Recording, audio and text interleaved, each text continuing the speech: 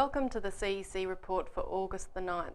I'm Elisa Barwick, and with me today is Craig Isherwood, the CEC leader. Welcome, Craig. Yeah, thanks, Elisa. Today's report will discuss Beattie takes on more than he bargained for, faces Glass-Steagall challenge. Secondly, fat cat pensioners blamed for global fiscal crisis. And finally, bankers need new underpants. Glass-Steagall has Wall Street worried.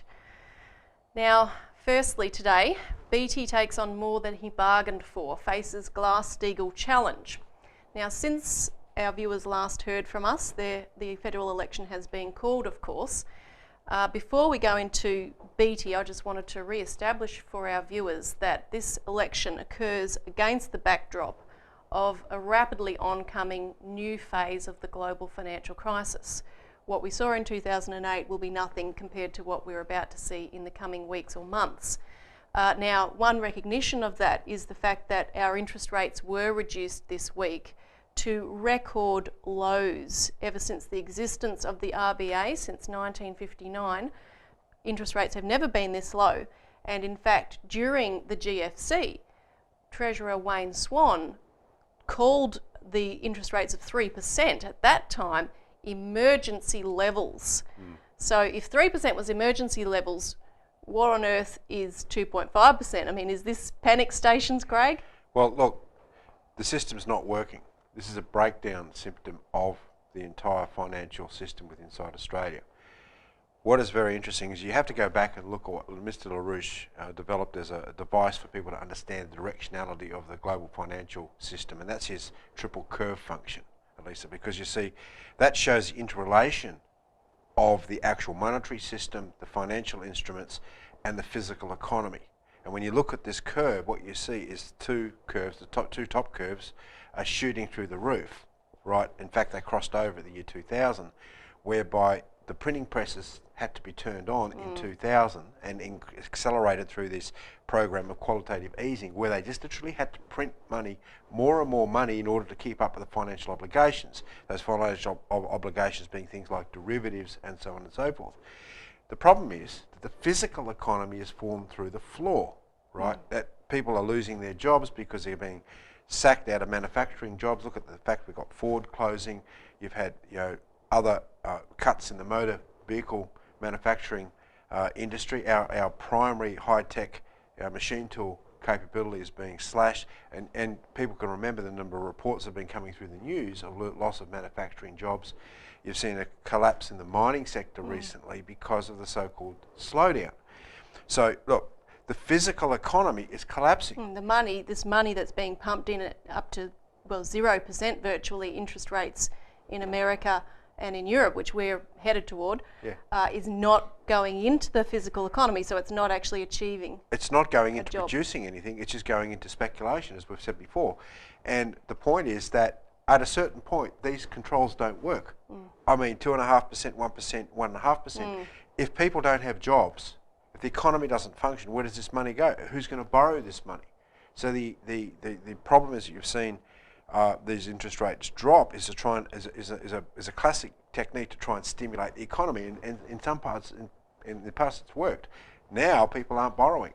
They're not taking advantage of these low interest rates simply because they're saying, well, I don't know whether I'm going to have a job in 6 months' time. So the point is that this is the precursor to the global financial crisis, because the fact is, right around the world, governments are doing the same thing. I mean, Bernanke has said he's going to continue the qualitative easing. You've seen this money printing started up in Japan, right? You've got the problem in Europe where they're literally bailing out bank after bank to try and prop them up. So the value of money itself has become more and more worthless. Now, it's interesting to note that Australia was part of the global carry trade, where we attracted a lot of foreign investment when we had the higher dollar, right? Which caused the higher dollar because we had the higher interest rates.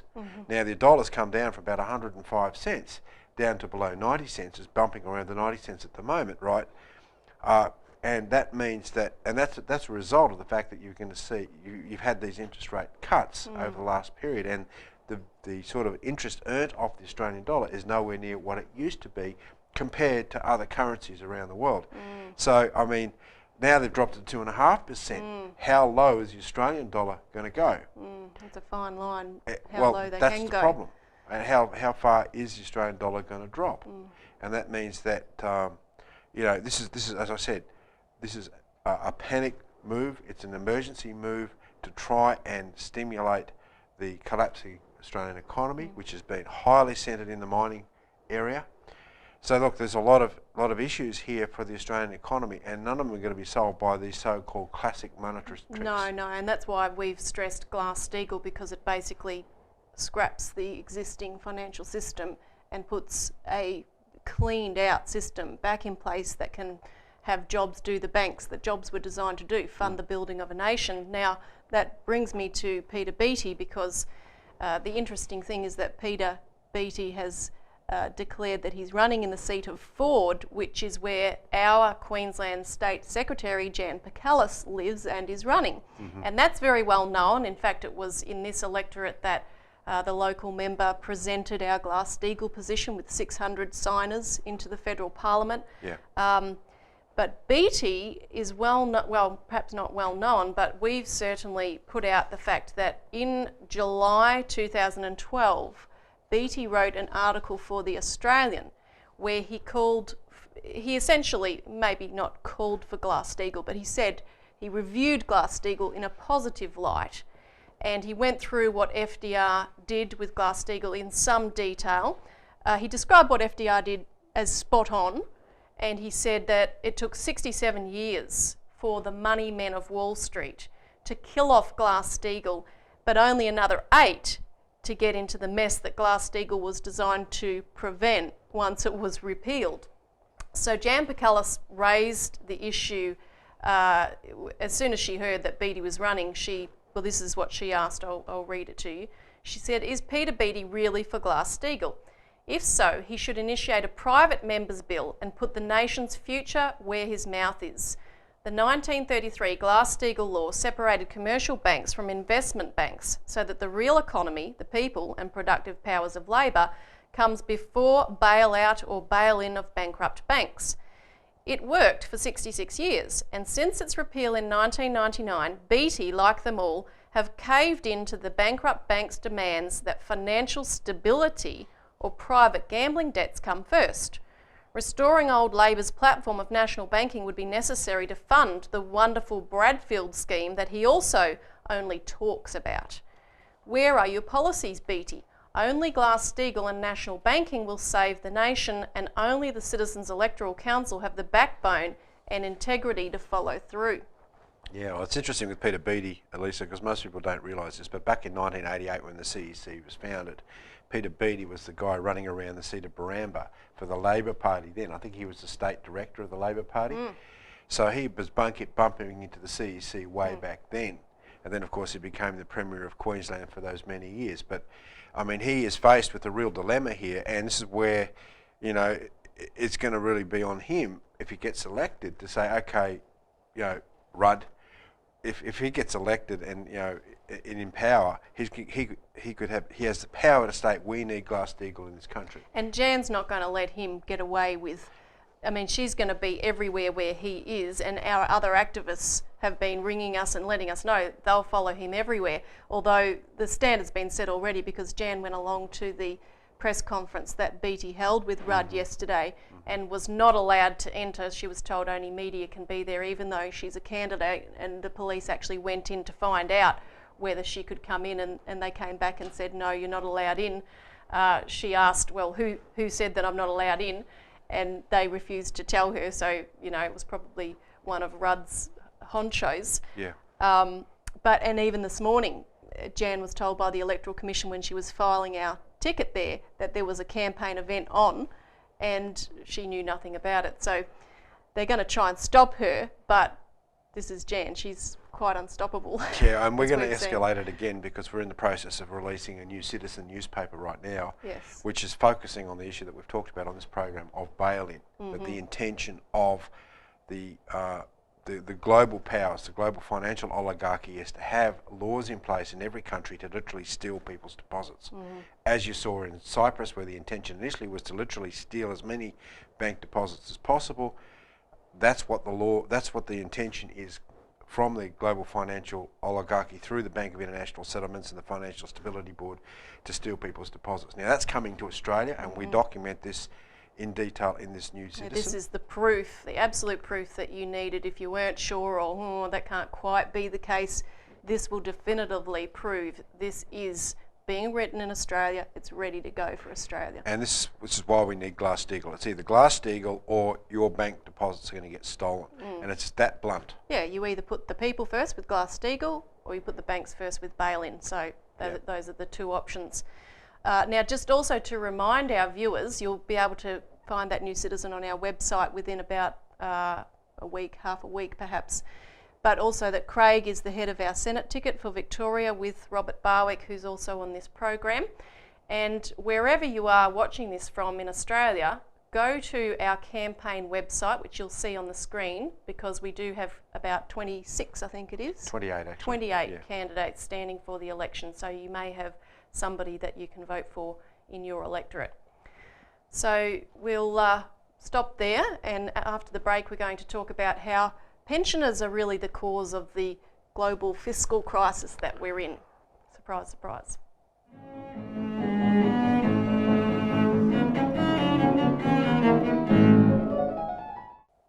Welcome back to the CEC Report. Now we'll look at fat cat pensioners blamed for global fiscal crisis. So if you're a pensioner watching this show, you'll be interested to know that you're the problem. You're the cause of this global financial crisis that's been ongoing since 2008. And you are being blamed for it by major international banking institutions, by major media across the globe. Now, why is this, and why are they stating that the solution is to cut your pension in order to solve the fiscal crises that various nations face? Well, the Bank for International Settlements, who our viewers will have come to know quite well as one of the instigators of this bail-in policy, has put out a report on the 23rd of June this year, their annual report, where they look at the public debts of various nations and the fact that these public debts are so high and need to be dealt with. This is the amount of debt that's owned by governments to overseas bankers and so forth. Exactly. And they state that the figures of public debt are vastly underestimated because they do not include obligations for future pension funds and health care. Now, another organisation, a German think tank called Market Economy Foundation, actually went and did the homework and put together figures of this in a report that came out late last year. Now, they say they actually call these obligations for pensions and healthcare as implicit or hidden public debt. So you've got the explicit public debt, which is what we see the official figures of, but now you've got to add in this implicit public debt also. So they give a number of examples. They say the public debt of Belgium is not 104% of their GDP, as the official figures state, but a whopping 558%. And some of the other interesting examples they gave, countries which have really been hit by the GFC, were Ireland, which has a debt which is 1,200% of GDP. Greece's debt would be 720% of GDP. Spain, 735%. So this is 7 times the entire turnover or gross domestic product of that country. So if they turn over 1 million or $1 trillion in their economy, what you're saying is the debt is actually $7 trillion. Yeah, it's 700%. 700%. So it's not just the equivalent 100%, no, or slightly more, as most countries are acknowledged to be, but it's many times more if you count in these future obligations. So basically what these various reports, and there was also an article in the Economist, which we might show that shot on the screen, which has the little piggy bank with money being put in for the pensions and healthcare, and there's been a slew of media coverage stating that the pensions have to be cut, the healthcare has to be cut, and that's the implication of these figures. But really it's a Detroit model that we've talked about again on this show, exactly, whereby it's the bankers that are going to get paid. In Detroit, something like 80% of the liabilities to the bankers will get paid ahead of the pension funds.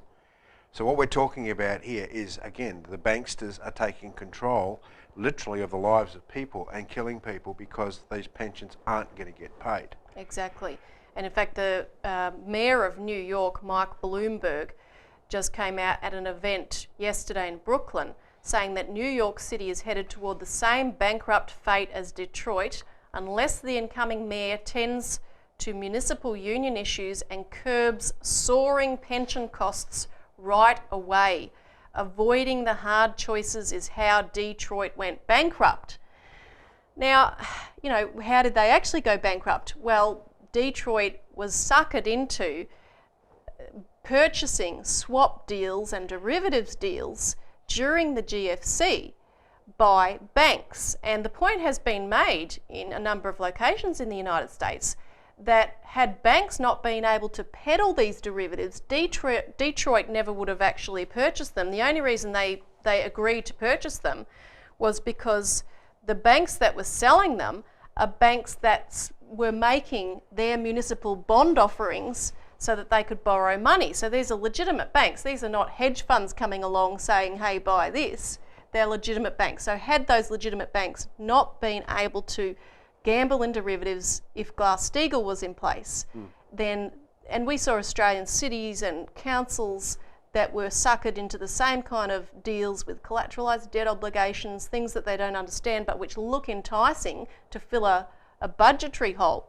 And in fact, Australia's situation regarding unpaid obligations for superannuations and pensions and so forth is... It's rather staggering. I mean, you don't think about these things because what we hear blasted from the major political parties is our net debt position, right, which is about 163 billion or something like that, right? Our net debt, so it's really quite low, right? Or the government gross foreign debt is about 277 billion. What they don't tell you is that there's $200 billion of unfunded pension liabilities in the Australian Commonwealth government alone, and another 140 billion in the 6 state governments. So you have $340 billion of unfunded debt that goes directly to the pensions of retiring people. And remember, we're a baby boomer generation that's aging. Yes. So this is going to come to the crunch point very quickly. And that's the problem that we have, is that a lot of these figures that are used and bandied about by the politicians that support the current system of globalisation, free trade and monetarist banks that we have today are completely false because they don't actually give the full picture.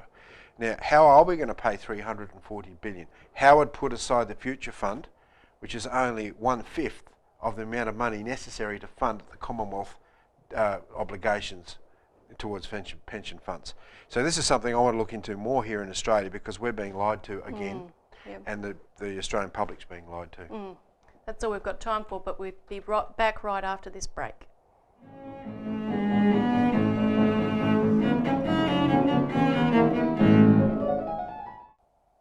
Welcome back to the CEC Report for our final segment. Bankers need new underpants. Glass-Steagall has Wall Street worried. Now, there's been a veritable explosion of media coverage all over the United States in the recent weeks about Glass-Steagall, our pet subject.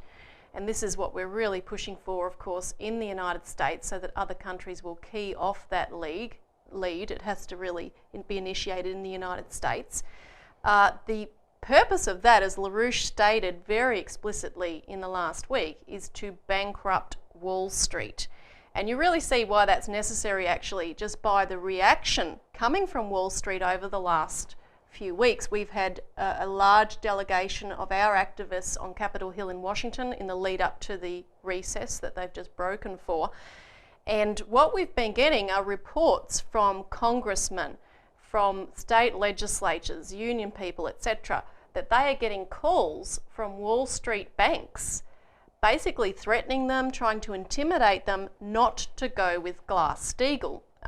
You know, we've had California has just become the 25th state where legislators have endorsed a resolution to go to their congressional delegation urging them to go with Glass-Steagall. So there's a lot of support for this.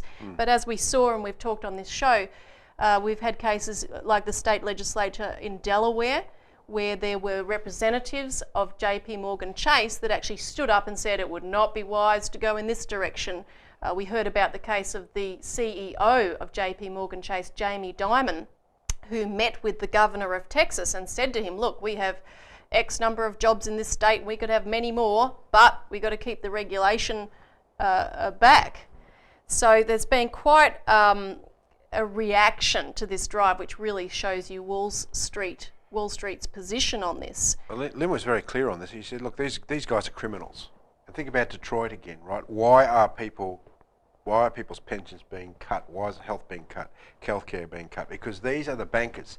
These Wall Street criminals are promoting these derivatives products, these interest rate swaps and so forth, that are literally bankrupted the municipal authorities in Detroit, to the point that they can't fund anything anymore. And it's like a carpetbagging operation from Wall Street. So you shut it down. You don't do deals with them. You don't protect this sort of thing. And this is what Franklin Roosevelt was contending with in the 1930s, because he had the JP Morgan then. He had the actual real JP Morgan. So what did he do? Is he had the Ferdinand Pecora Commission set up, which was to go through and literally indict these bankers for the sorts of criminality and the crimes that they were committing, and had a number of them jailed. He had JP Morgan actually jailed.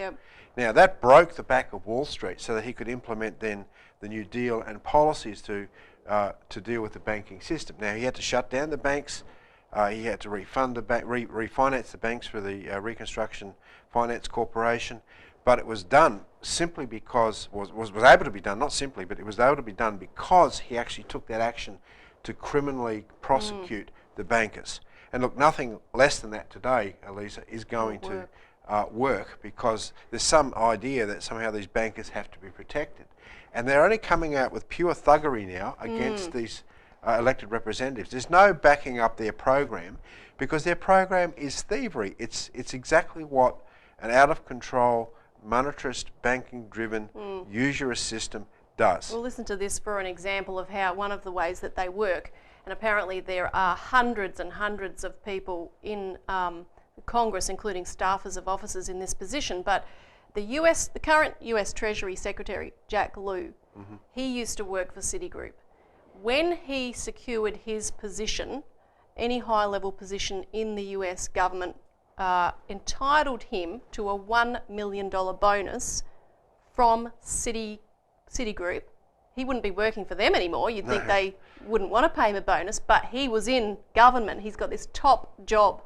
And so you've got staffers in the US Congress that are being paid these kind of bonuses continually. So the money being pumped in to actually hold Glass-Steagall back, and it was the same when Glass-Steagall was repealed. There were tens of billions of dollars that were spent. The banks sent lobbyists galore to repeal Glass-Steagall, and now we're paying for it. This is criminal. This is causing the deaths of people because local pensions are being cut, fire brigades are being shut down, police patrols are being shut down. It comes down to the grassroots physical necessities of any community being directly shut down because of the speculation and the policies pushed by these big so-called too big to fail banks. I think they're too big to survive. We've got to get rid of them. We've got to get Glass-Steagall, and we've got to go back to the principles of actually creating national credit for real infrastructure development. Absolutely, and that has to be done here in Australia as well. So be sure to go to our website and go to our bail-in page. In particular, you can find the flyers to download. Very soon we'll have the New Citizen out, so you can grab that too.